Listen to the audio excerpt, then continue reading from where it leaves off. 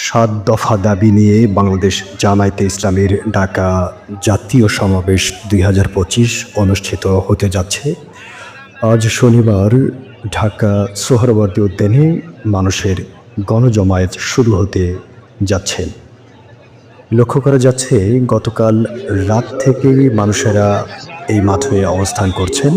দেশের বিভিন্ন প্রান্ত থেকে বিভিন্ন শ্রেণী পেশার মানুষেরা জামায়াতের সমাবেশে অংশগ্রহণ করছেন। হাজার হাজার মানুষ রাত্রে এখানেই রাত্রি যাপন করেছেন।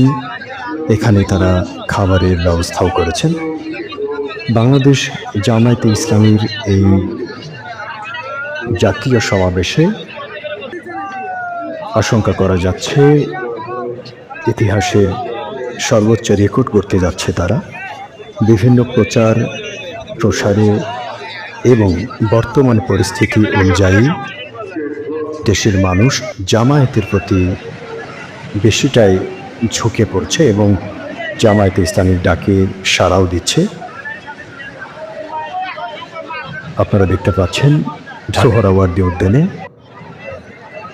ইতিমধ্যে লাখো মানুষের গণজমায়েত লক্ষ্য করা যাচ্ছে।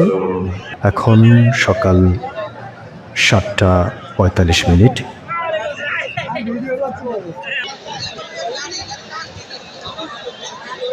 আপনারা দেখতে পাচ্ছেন লাখো লাখো মানুষ প্রবেশ করছে এবং এখানে বিভিন্ন স্লোগান দিচ্ছে।